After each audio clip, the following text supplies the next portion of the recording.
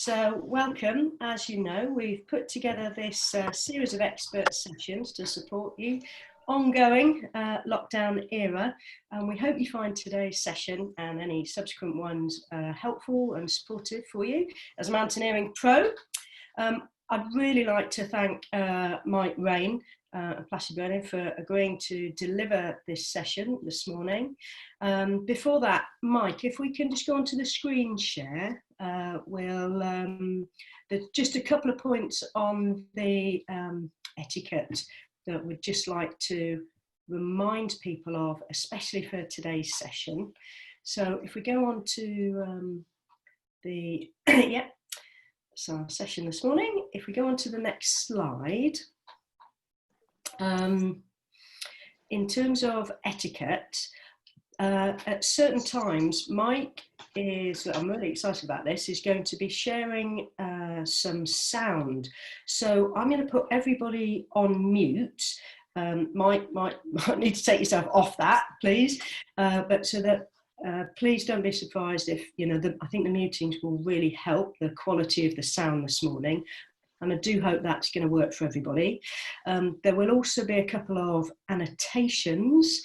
So in terms of questions today, there will be some questions partway through, but please do add any questions in the chat box and we'll try our best to cover them in the time that we have. More than enough chat from me this morning. I'd really love to hand over to Mike and we'll look forward to his talk. Thank you. Over to you, Mike. Okay, good morning, everybody. I'm always saying we should get all this group of people in one room. It's quite intimidating to see you all in there, though. So what an audience. Yay, there we go. Can people move their own pictures around, their own faces, and put them where they want them? Yes. Cool. So do feel free to do that, because I didn't know where you'd have the pictures when I made this show. Okay. Right. My name is Mike Raine, author of Nature of Snowdonia. Many of you will know me from working at Placer. I am on furlough at the moment, so I do need to say that any thoughts, opinions, comments are entirely my own and not necessarily representative of Placer, and probably for that matter, mountain training too. So let's just make sure it's me talking and I'm not talking on behalf of anybody else. I really do want to thank you for coming today, because I had a slight worry that you might be a bit webinar'd out by now, and even here in Wales we can drive more than 5 miles, so thank you for coming along today. What I've tried to lure you in with is the article that I wrote in the last but one professional mountaineer, this one about the environment. Need to know, nice to know. And that's going to form the sort of central basis of what we're going to talk about, what we would like mountain leaders to know, and therefore mountaineering instructors, and therefore mountaineering leader trainers and assessors, and so on and so forth. Now, it is an unanswerable question.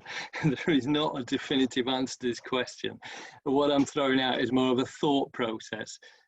God forbid the day that we all have to name 10 certain flowers to pass our ML.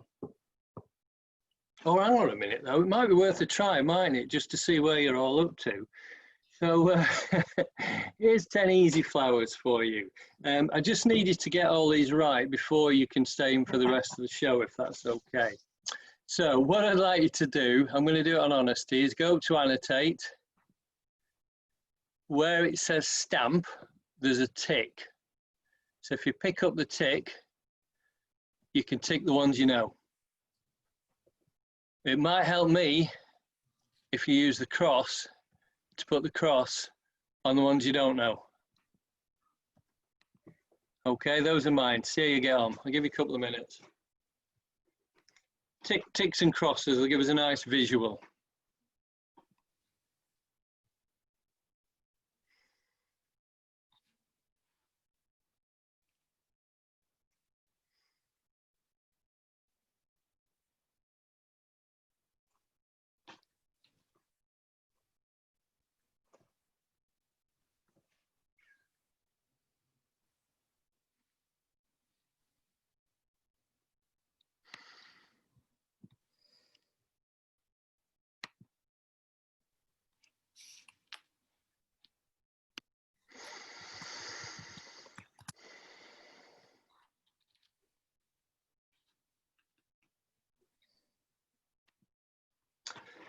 That's actually really more interesting than I thought it would be. I think sometimes, and this is a really important point, it is the photograph that makes the difference. So it might be a photograph that's just a bit odd, and so that makes something unrecognisable.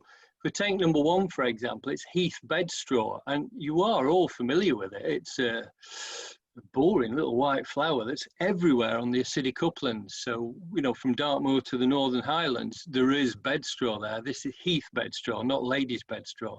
So that's interesting. That's got a few crosses. Pretty good on the heathers there. Number 2, bell heather.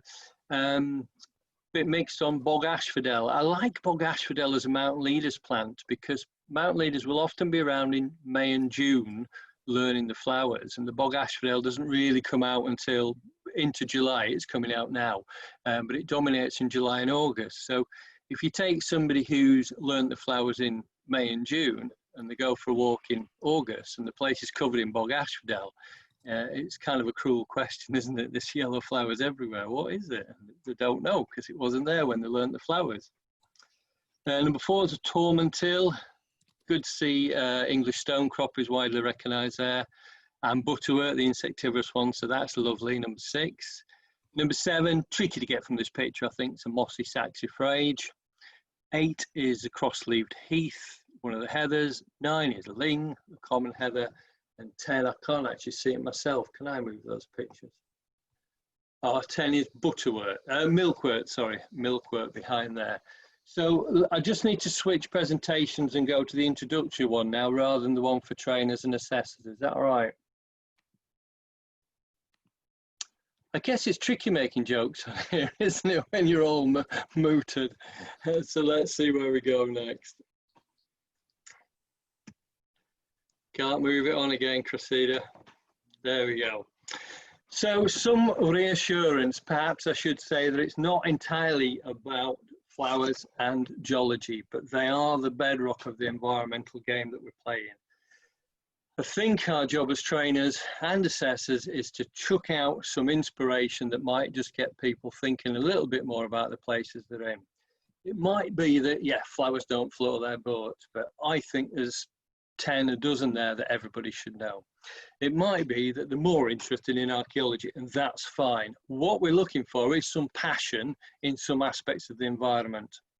Now, unfortunately for you as trainers and assessors, that means you need a little bit more across a wider range of things so that you can inspire people and recognise when they're not telling the full story. So the lovely picture, just top right one there, is some of the World War II gun emplacements and lookouts in the Nant Franken, quite hidden on that path that you don't like walking up Penaroli Wen, you know, the big steep one. Just pop up there, you don't have to go far, and you see some fantastic archaeological features there.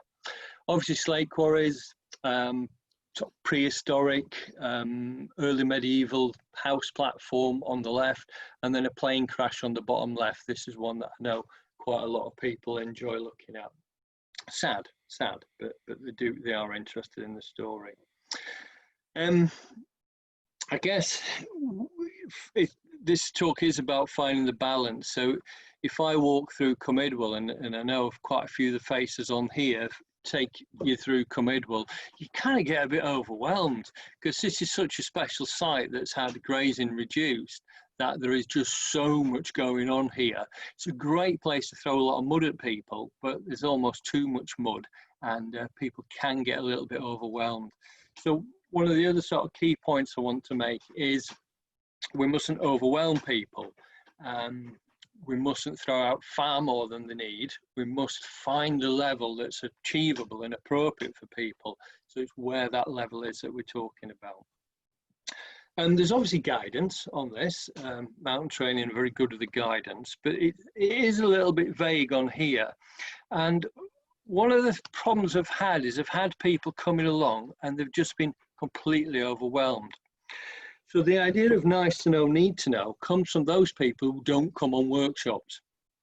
I spoke to Jim Langley, some of you will know him from Nature's Work, and we compare notes quite a bit. And one of the things that we noticed was people coming on my workshop, then going on Jim's workshop, going on Jim's workshop, then coming on my workshop, doing 2 workshops with him, 2 workshops with me. And we had a little group of people who were repeat offenders, you might say. Now that works for us, that's fantastic, because we can have a really good time with those people. We've got a good base of knowledge and we can continue to build on it. What we realised is a group of people who weren't coming on the workshops, who weren't apparently interested in the environment. And I've tried to put it into other fields. A few years ago now, I did a bit of road cycling. But I never joined a group of road cyclists because I never quite felt good enough to keep up with them. And we do a bit of sea kayaking now, and we haven't joined a club, me and my wife, because we don't quite feel good enough to be in the club. And we took this into this environment knowledge, and I think there are people who don't think they know enough to come on a workshop. It's that confidence thing that we come across quite a bit when we're training mountain leaders. So let's just think about that person who knows nothing. They're not ignorant. They're not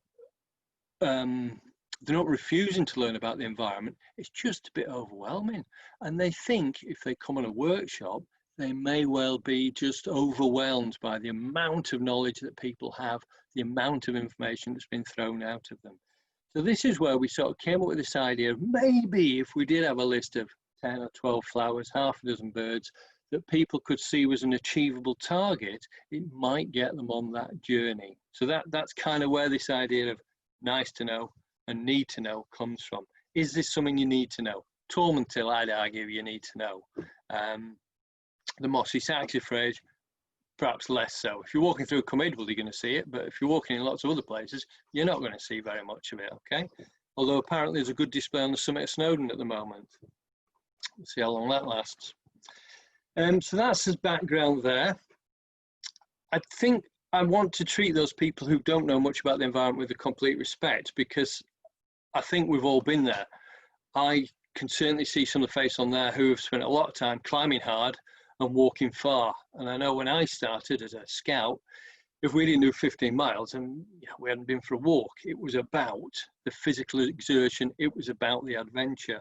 And it's only as I've got older where my focus has shifted, and one or two of the other more elderly observers there might have heard the phrase that the more you talk, the less you walk, and we have to start saving our legs a little bit, don't we? So how do we justify that? Well, we justify that quite simply by the world has changed as well. The world has changed around us, and there's a lot more information out there. There's a lot more publicity out there. There's a lot more awareness out there of nature and the upland environment. We just got to see the hen harrier thing that's going on at the moment, and that is out there in the main street. We just see that people have had their eyes open to the nature that's around us through this lockdown period. So I think, particularly as the government are talking about the way they subsidise the uplands, the way they have reduced funding for national parks, the way farmers are getting paid now, we're the people up there all the time. Mountain leaders are up there all the time. We're not subsidised to go up there. A lot of these other industries, grouse shooting, farming, are subsidised to manage the hill the way they do. The National Park is a government-funded organisation. Other bodies are charities that people choose to contribute to or not to. We're actually one of the groups who are up there making a living off the land. And I just think we need to have a better understanding of it, how it's used, what is there, what is special about it, so that we can start to have a more informed part in that debate about the way the uplands are managed. So I just think there's a really important role, and mountain leaders are at the forefront of this. It's not to say hill and moorland leaders don't need to know this. Mountaineer instructors obviously do as well. So we need to be thinking about this as we move on.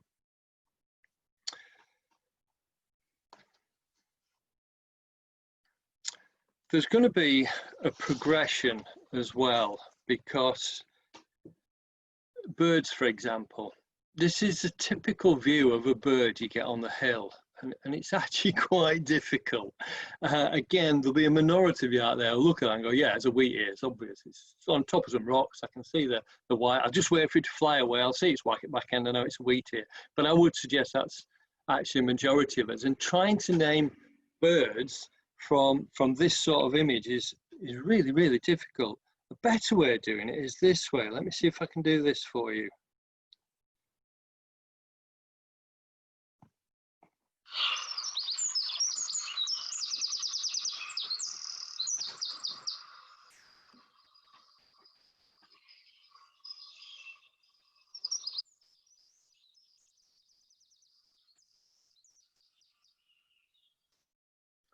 Yeah, so again, some of you go, yeah, it's a bird, obvious.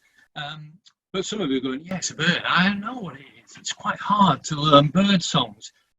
You need to have somebody to tell you what it is, essentially. This is from the Collins Book of Birds. So if you were thinking about a useful app for your phone, the Collins Book of Bird is good because it's got all the bird sounds on. The trouble is, you need to know what the bird is, or you need to be able to guess the bird to hear the sound. The wren is very distinctive, though. There's that 3 notes there. Do you hear it? Do it again.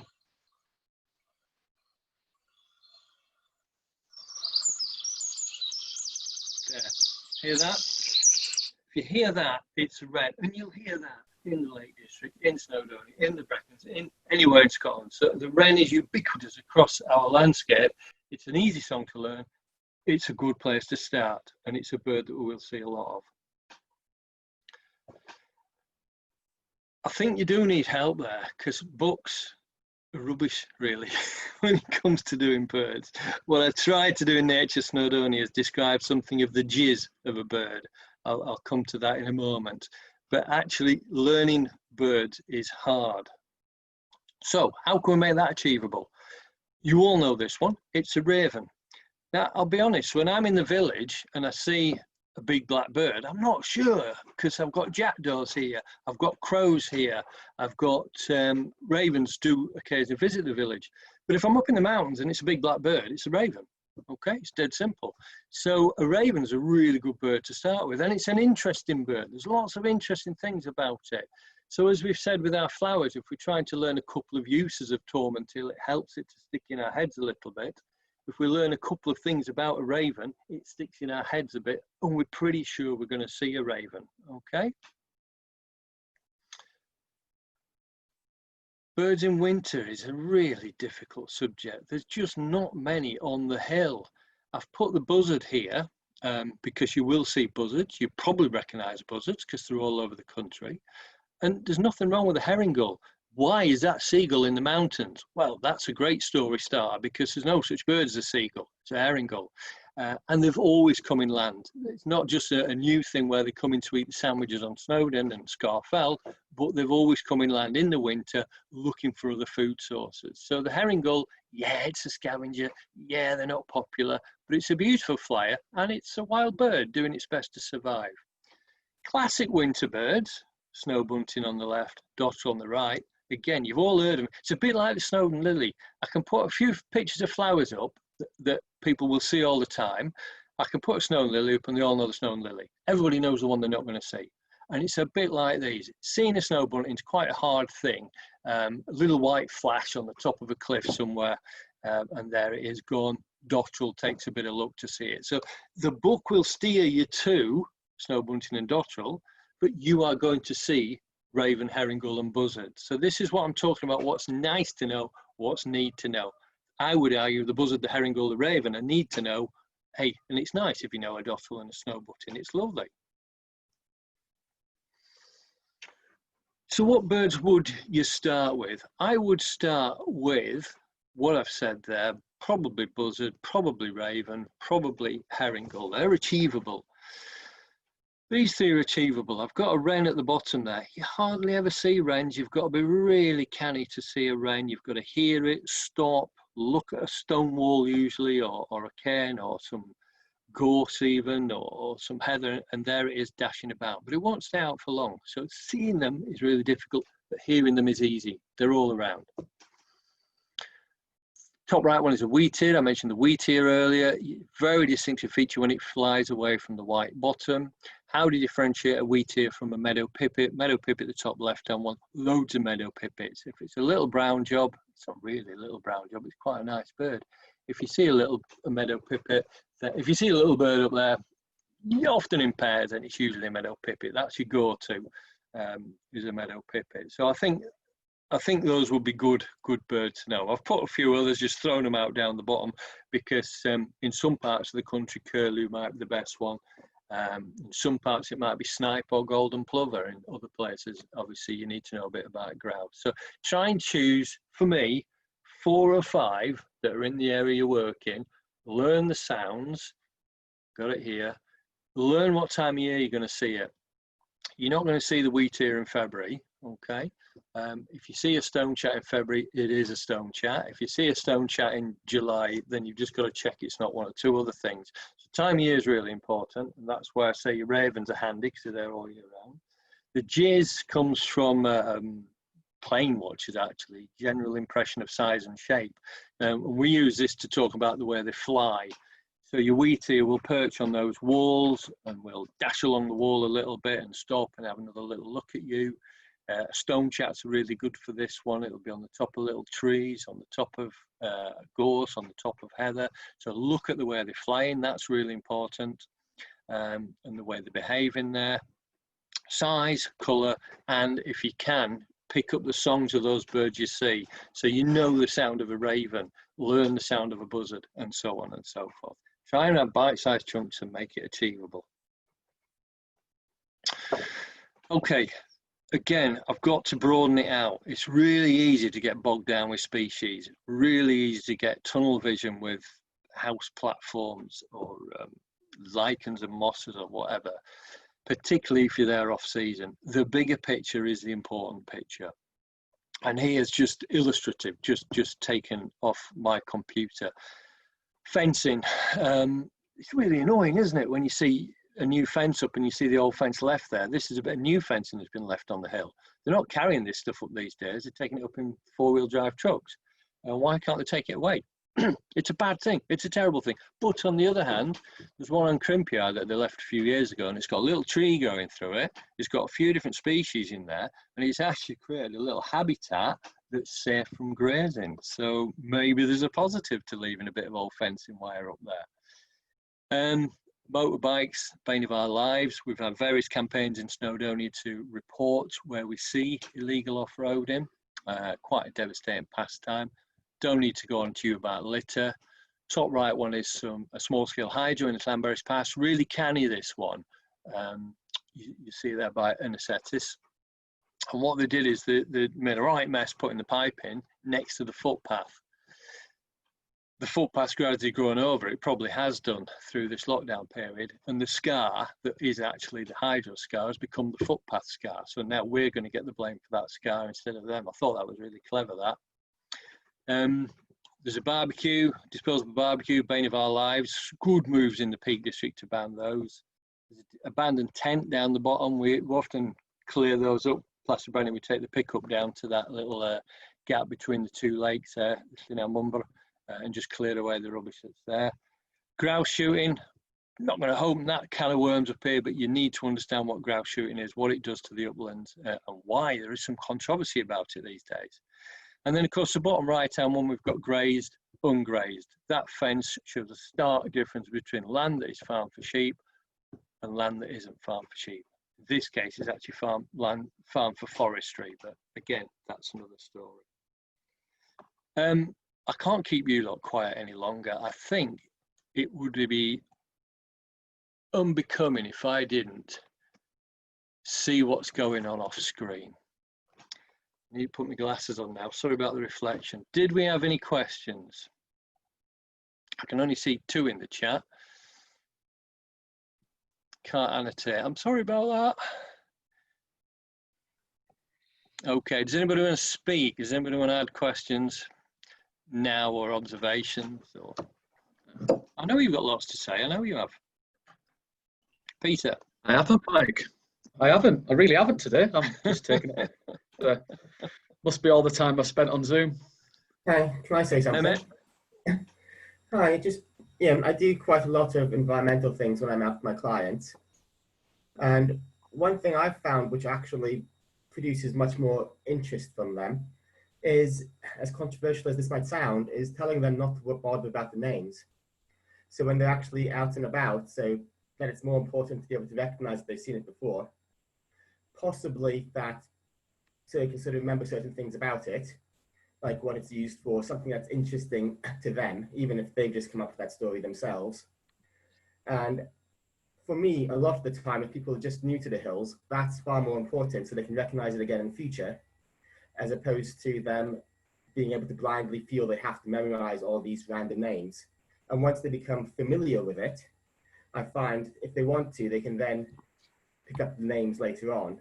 So I very much downplay the names, and I very much downplay trying to make people feel they have to identify every single thing.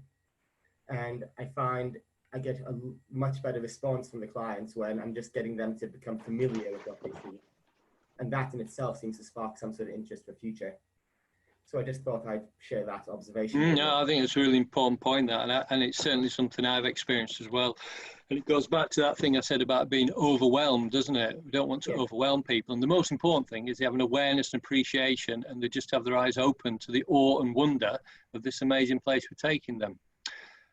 I think as you move on, though, just in the same way as, you know, you make a big thing about learning people's names in the group, because that's important just to make those connections with people, but also for safety. I think it's the same with the environment, that you need to start building up some names. You know, if we're walking past Tormentil every day of our working lives, then kind of there's a point where it's a bit rude that we don't know what it's called and what it is. So it's a journey. I absolutely argue that. And I suppose the question I'm posing is what is nice to know and what is need to know. So it's need to know that this is an amazing place with lots of wonderful things going here. It's need to know, I don't know, half a dozen of them, 10 of them, 20 of them, I don't know. It's nice to know about the Arctic alpines and about the rare ones. That's nice to know, isn't it? So yeah, I think we have to see it as a continuum without a black and white line, and a line that's in a different part, in a different place in different parts of the country. Oh, definitely. There are different things. Yeah, and you judge the client as well. So if they're sort of absorbing the information, you give them more information, and if they're sort of switching off, you find something else that's going to interest them. Yeah. And but yeah, some clients absolutely love it and want to know the names and as much about everything as possible. Yeah. And it's great to be able to give them that. Yeah. Yeah.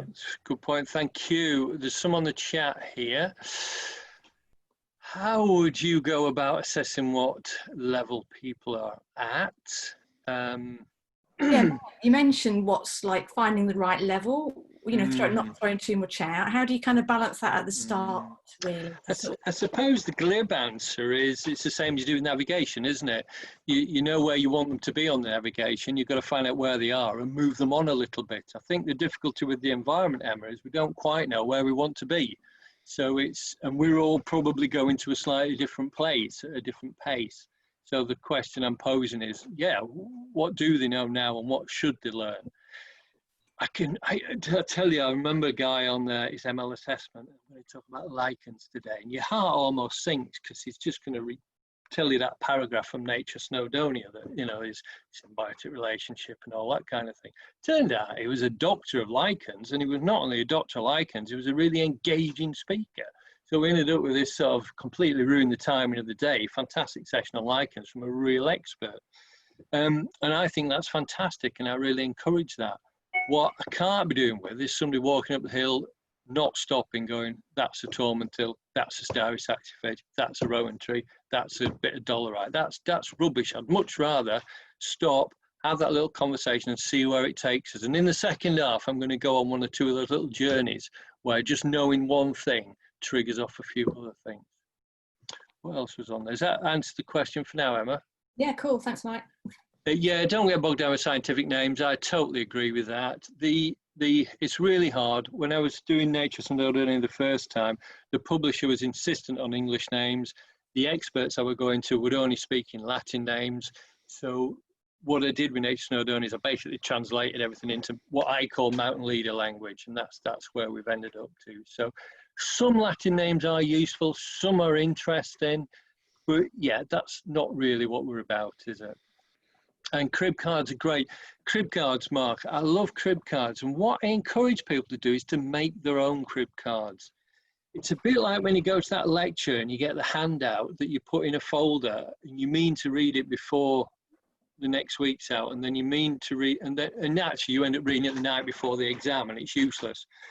It's the act of making that resource that's important. So me giving you a set of crib cards is useless. And we tried this, and that's where we came back to Nature Snowdonia, because Nature Snowdonia is the pile of mud that we've thrown at you. There's too much in there to remember. People have to take the bits that are appropriate to them, make their own crib cards, and that act of making crib cards helps you to learn stuff. Being given crib cards, it's a safety blanket. It's like those Field Studies Council ones, isn't it? Fantastic leaflets with ferns on and with lichens on. And we all look at the pictures and go, oh my God, it doesn't fit with anything, because you're supposed to use the other side. They're keys, they're written by botanists for botanists. They're not written for mountain leaders. So making your own resources is really, really good thing to do. Bit of a rant, sorry. Anything else? Shall I move on? Shall I go back? Alex has a question, I believe. Yeah, I just think I always find that people know more than they think they know, and I often try and encourage them early on. Even stuff like, everyone knows what a crow is, and things like grouse are very easy, and just build from there. And it just makes people feel a bit more encouraged as well, actually, rather than expecting they have to know everything. Actually, just start with what they do know is really useful. Completely work with what you know. Yeah, everybody knows the sound of a cuckoo, but these days, how many people seen or heard one? What would you say about the passion people put it across with, Mike? I've come across people who know very little, but are actually have the passion there and can pull you into it. Whereas I've come across a few people who know an awful lot, but you just don't want to listen in the nicest possible way.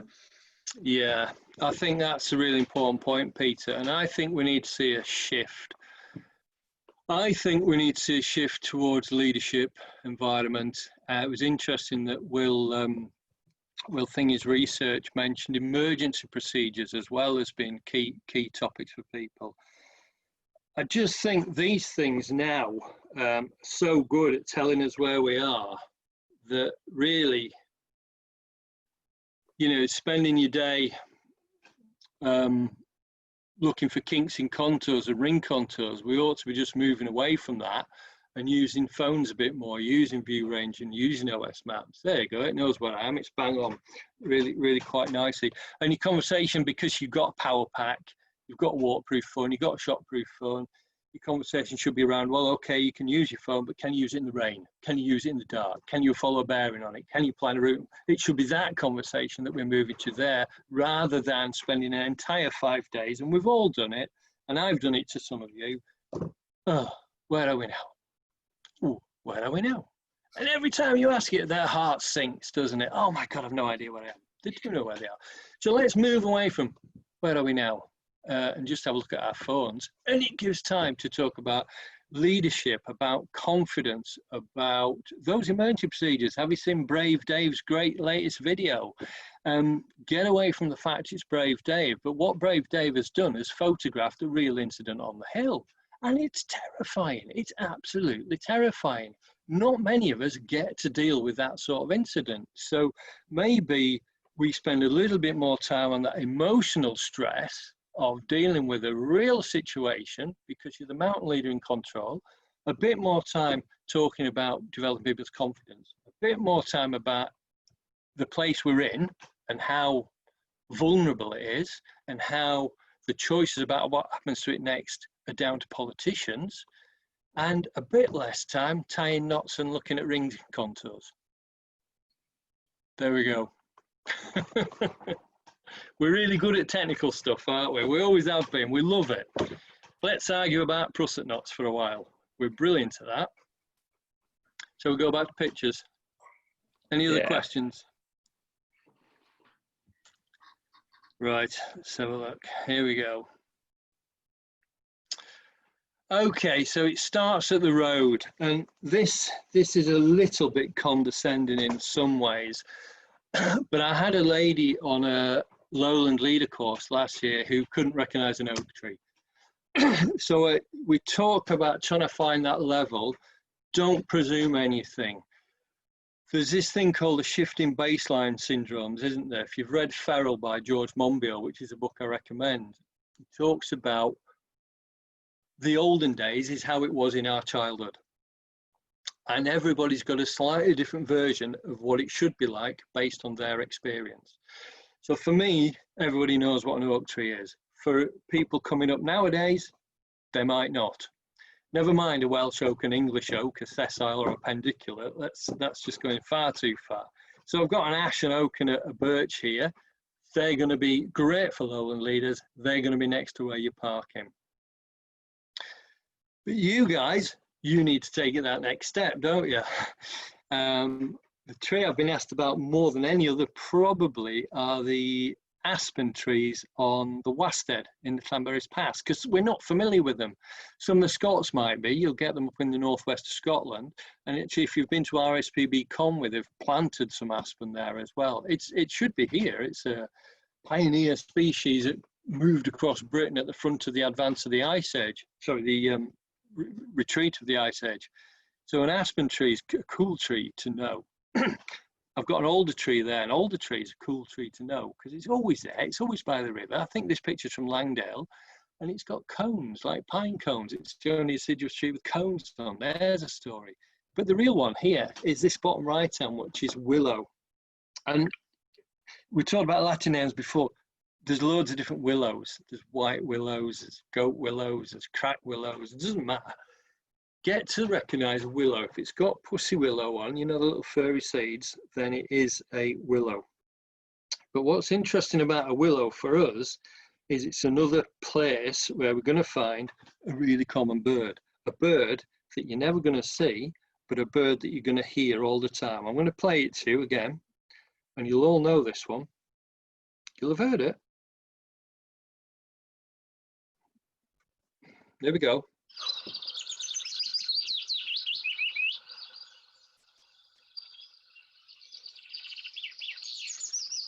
There's a descending tone to that.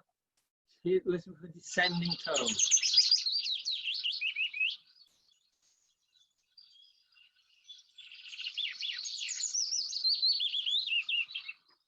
So any of those gills you walk up, any of those becks you walk up, any of those streams in North Wales you walk up, if there's an isolated willow tree, you'll hear that. It'll be singing a willow warbler.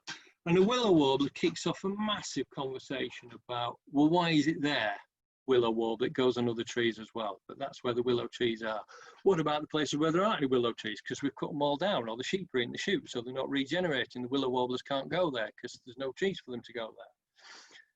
Willow warblers here in the summer. Where does it go in the winter? Why does it come here in the summer? Why would you come to North Wales for your summers? Comes here for the insects. So you get into a conversation about bird migration, about bird song, about land use, and so on and so forth, just from one tree and one bird song. And it's this stuff that's inspiring people to learn and know more about the places we're operating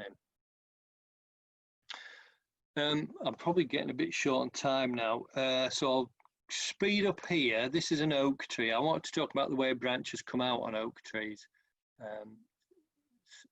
And then we often cut them off at the bottom so that you don't get those sticking out branches, which are characteristic of oak trees, oak tree. And then there's a continuum of knowing about a tree, because you need to be able to recognise a tree without leaves. These are the flowers on an oak tree. You all know what acorns are. These are galls on an oak tree. Massive, fantastic stories about wasp galls on trees. We get onto the hill.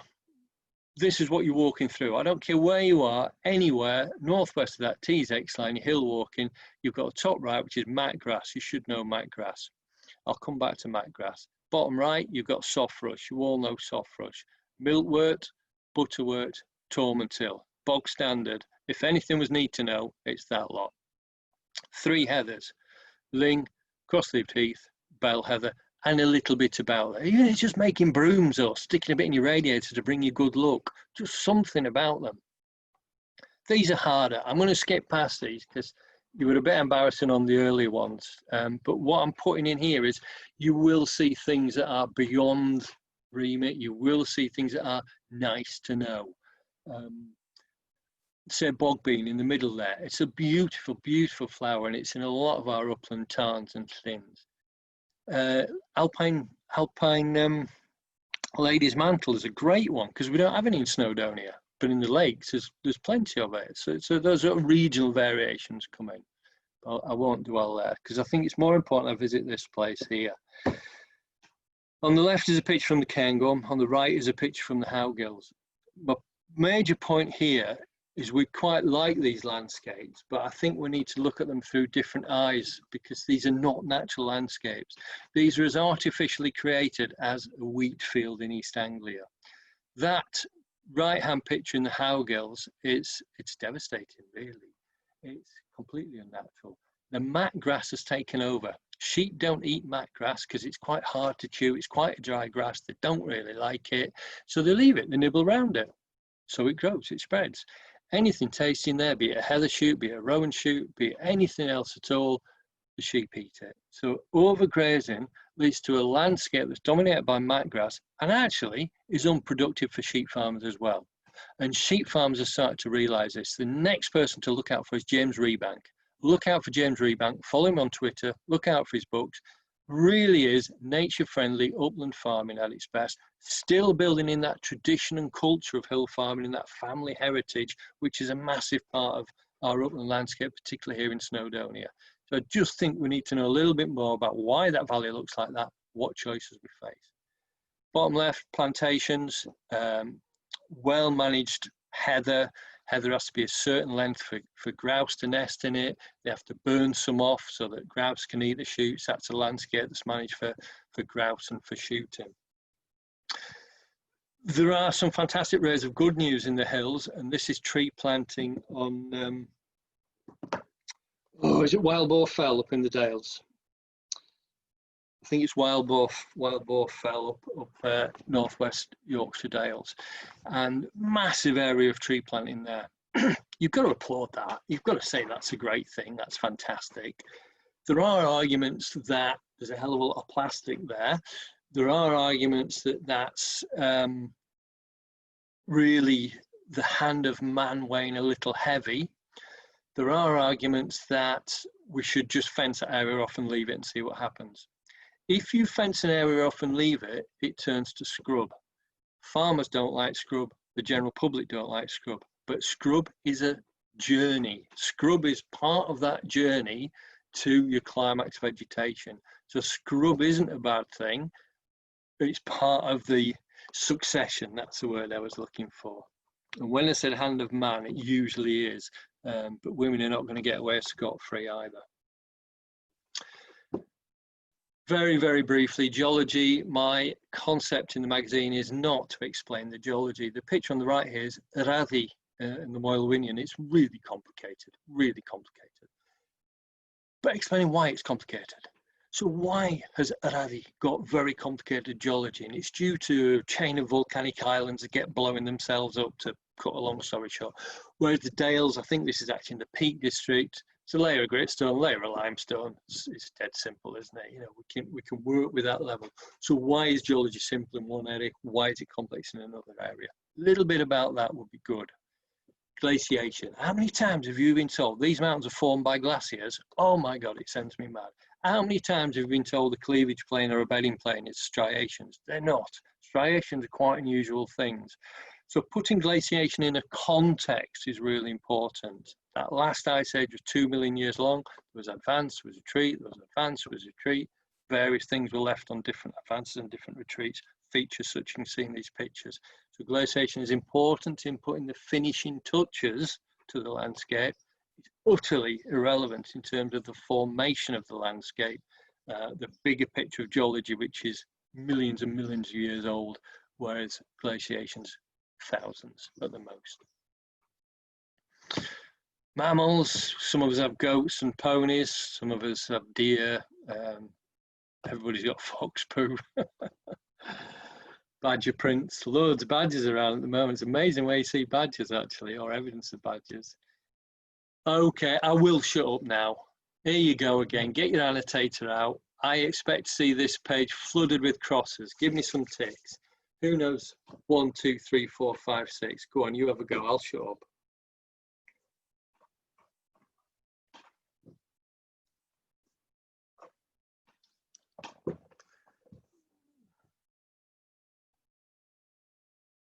Where it says annotate, there's got a stamp and there's a little, you can get a little tick and a cross in there. See that one? I could take that one because nobody else will. Helen might.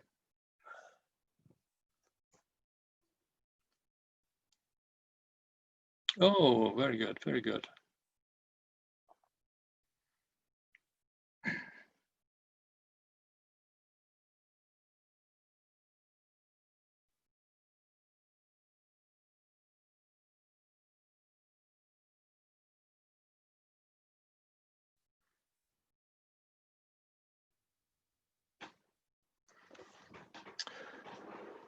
Cool.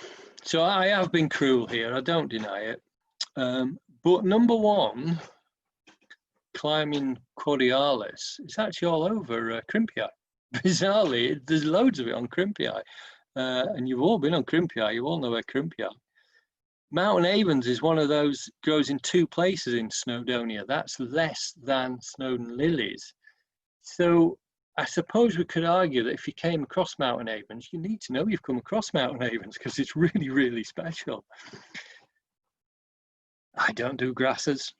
If you start trying to learn the names of grasses, you've gone way beyond ML. Don't do it. But look at that one there, star sage, little stars on top. That's an easy one to remember, isn't it? Alpine meadow rue, the only thing you need to know about that is it grows in those really sensitive, really delicate places. So if you find yourself off the beaten track at the back of Cumedwell or above the Red Screes on Helvellyn or some of those special places in Scotland, you need to be mindful that there are plants there that really don't grow anywhere else. That's quite unusual. Ivy leaf bellflower, it's actually a mole shabbard. I've seen it in Antibenglog, just hidden in the grass there. Beautiful little flower. Alpine saxifrage, you've got to go out your way to see that, except for one which grows next to the footpath in Cumedwell. It's one boulder right next to the path. Anybody could knock it off. It'd be devastating if they did. Somebody trying to tell me something with that blue pen. Northern rock cress, Cullen's covered in that. Loads of it on the Cullen. Water lobelia, beautiful, rare. Burnet saxifrage, that's a dreadful little plant. It's really in the wrong place. It's for calcareous grasslands, but it's on the cliffs in the back of Cumedwell. So I remember finding this and going, oh, what is this? This doesn't fit. And it took a little while to work it out. And then ground ivy, that's a weed. It's a boring weed, but it tends to be in ruins. Okay, so, you know, that picture's taken on Crimpii in a ruin.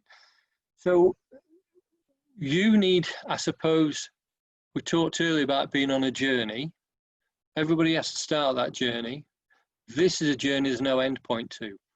This is subject matter that you're always going to use, always going to be striving for more of.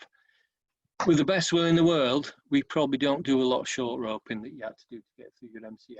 We probably don't do a lot of improvised rescue unless we're trying to make a few quid teaching people stuff they're never going to use. This stuff is a continuum. You need to be on that journey and you need to be getting better at it all the time. I've cleared it for you, Mike. Thank you. Not moving on. I think I've finished now. I can't remember what the next slide is. Yes, that's it. So it's a massive amount of stuff to throw out. Go back to that article. Don't hesitate to email me. Maybe even join me in a workshop. Do we have any more questions?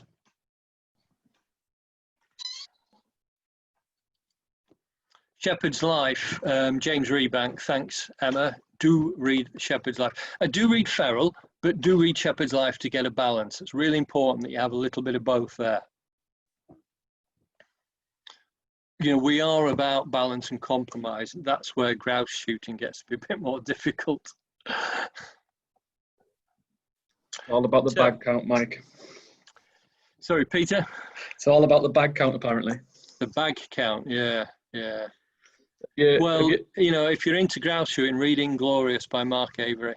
Why should it? Have you seen the good news of the white-tailed eagles on the North York Moors at the minute? I did see a headline, yeah, they're still there. Yeah, and the hen harriers as well. It's during the lockdown. Wow. Hen harriers, fantastic. Yeah, that's really good. It's going well. Really good. And they've had some ospreys as well, really, really random. Brilliant. Just shows, doesn't it? Yeah.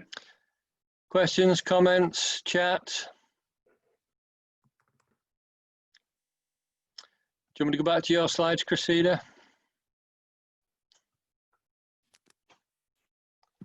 You can do, yeah. I've just been scanning it. I can't see any other questions. No doubt they'll come in afterwards, Mike, additional questions.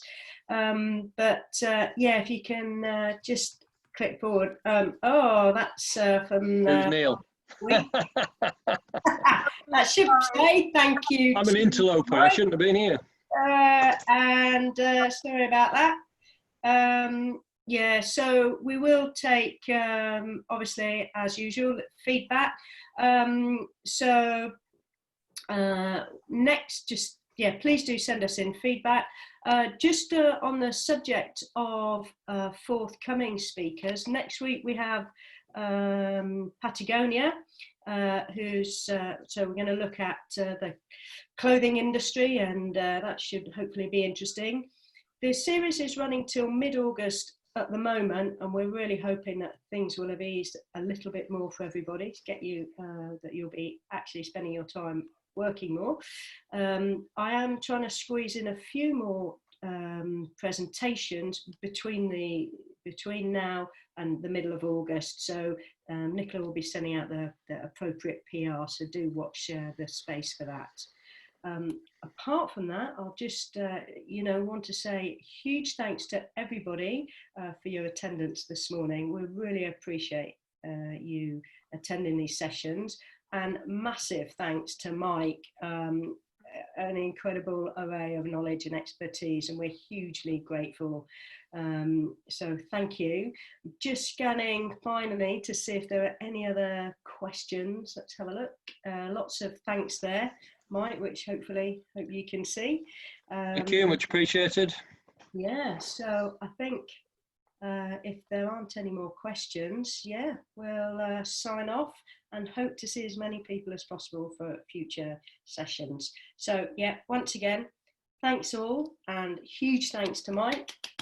And yeah, we've got to get some homework to do, I think, some of us. Yeah, so. Recommend a book. Yeah, absolutely, absolutely. Great. Thanks, folks. Well, we'll end the meeting, and we'll look forward to seeing you all soon. Okay, enjoy your Wednesdays.